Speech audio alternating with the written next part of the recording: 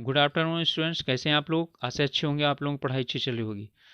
आप सब लोगों का एक बार फिर से आपके अपने ऑनलाइन प्लेटफॉर्म प्रयाग एकेडमी में बहुत बहुत स्वागत है। स्टूडेंट्स, हम लोग टेस्ट सीरीज कर रहे हैं हिंदी की। तो चलिए, 20 प्रश्नों की श्रृंखला है और आप लोगों का समय न लेते हुए इसे समाप्त करते हैं जल्दी से जल्दी। 5 सेकंड आप लोगों के लिए मिलेगा और आप लोग क्या कीजिए, 5 सेकंड में फिर यानी अपना उत्तर दीजिए। फिर हम आपको बताएंगे, तो निर्धारित कीजिए कि आपके कितने प्रश्न सही हुए, कितने गलत हुए, क्या आपको अभी ज़रूरत है कि आप कितना भी सुधार करेंगे। ओके। तो निरर्थक शब्द में कौन सा उपसर्ग प्रयोग हुआ है? निर और निहि, निर और इनमें से कोई नहीं, तो निरर्थक है। ठीक है, निर और अर्थक, तो यहाँ पर कौन सा प्रयोग होगा? ये वाला प्रयोग होगा। ठीक है, ना कि ये निर नहीं है। ये निर में अर्थक होता तो निरार्थक हो जाता फिर। ठीक है, निरार्थक हो जाता ये वाला निर, यानी कि। और ये कौन सा संस्कृत का उपसर्ग है। ठीक है, चलिए अगला प्रश्न है, महात्मा ने भारत को आजाद कराया, कौन सी संज्ञा होगी? इसमें वाक्य में कौन सी संज्ञा है? ठीक है, जातिवाचक, भाववाचक, व्यक्तिवाचक, या इनमें से कोई नहीं। ठीक है, तो इनमें से कौन सी संज्ञा है? इसमें संज्ञा है व्यक्तिवाचक। महात्मा गांधी व्यक्तिवाचक संज्ञा है, जातिवाचक नहीं है। ठीक है, तो महात्मा जो है ना, गांधी जी को कहा जाता है, उनका उपनाम है, तो व्यक्तिवाचक संज्ञा है। तीसरा है, जुर्माना किस भाषा का शब्द है? तो जुर्माना किस भाषा का शब्द है, इसका उत्तर बताना है। अरबी का है, फारसी, उर्दू, तुर्की, किसका है? ठीक है, तो ये किसका है? अरबी भाषा का शब्द है जुर्माना। ओके, चलिए अगला प्रश्न है, निम्नलिखित में से एक विशेषण शब्द, ठीक है, कौन सा है? तो विशेषण शब्द बताना है। वृद्ध, ठीक है, वृद्धदत्ता, जंगलीपन, मजदूर और बंधु। ठीक है, तो इसमें जो है आपका कौन सा है, यानी विशेषण शब्द कौन सा है? तो विशेषण शब्द का मतलब क्या हुआ?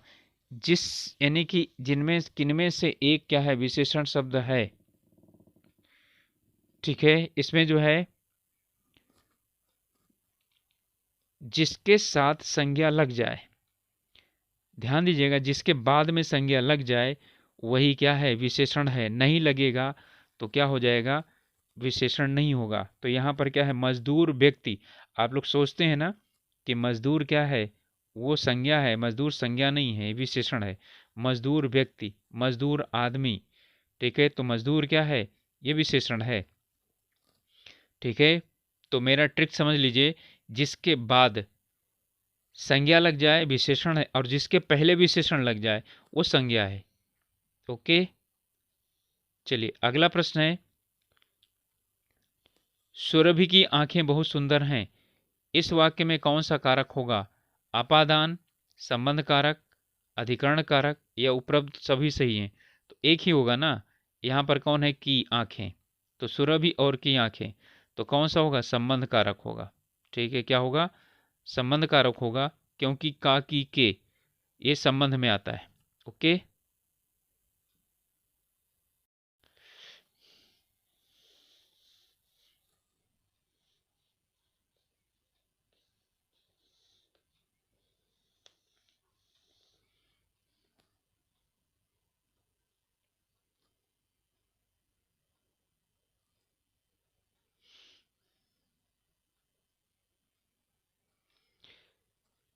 अगला प्रश्न है, अराजक तत्वों ने सैकड़ों दुकानें जला दी, इसमें से वाक्य कौन सा होगा?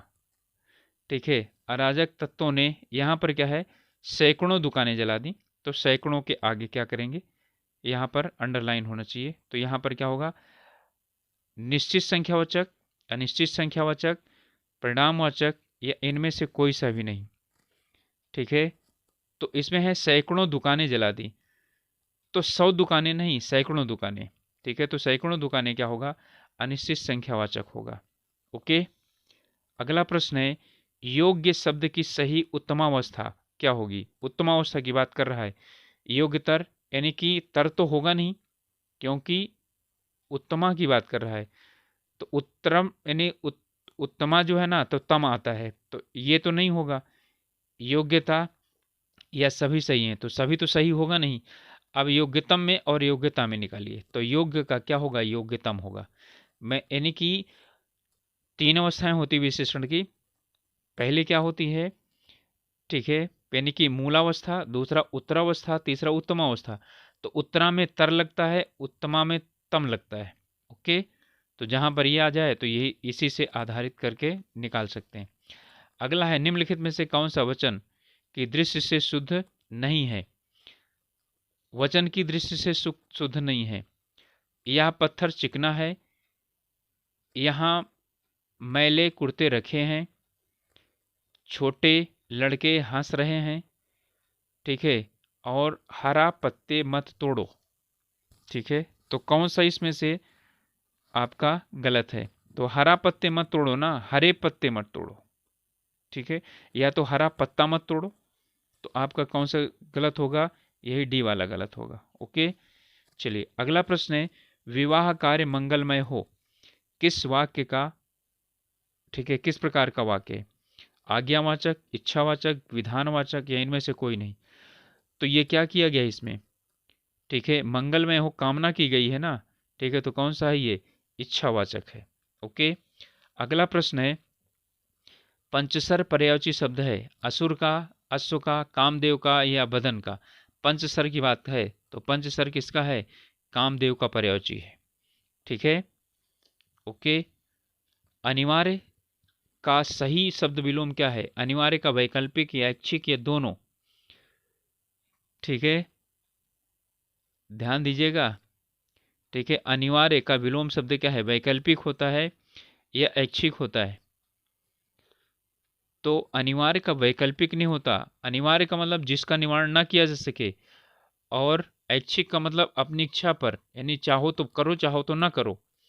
और वैकल्पिक का मतलब जिसमें विकल्प हो, कई विकल्प हो, कई में से एक निकालना वैकल्पिक होता है। तो इसका क्या है, ऐच्छिक होगा।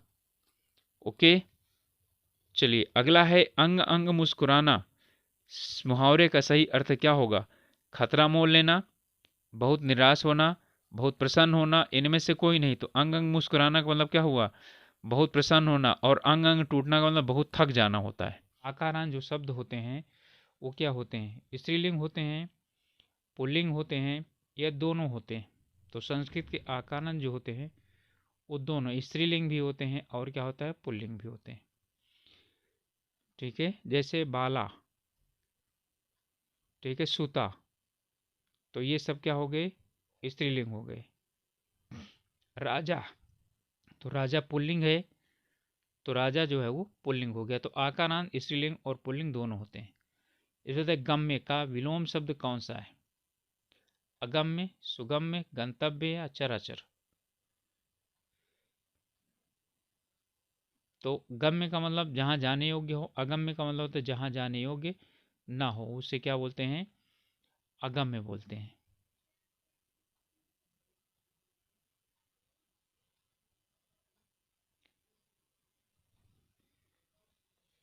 अगला प्रश्न है, दांत पीसना मुहावरे का अर्थ क्या होता है। अत्यधिक प्रसन्न होना, अत्यधिक क्रोध प्रकट करना, निराश होना, या दुर्भाग्य आना। तो दुर्भाग्य तो आता नहीं, ना ही अधिक प्रसन्न होता, इन दोनों में से ही आपका कोई होगा। अत्यधिक क्रोध प्रकट करना या निराश होना।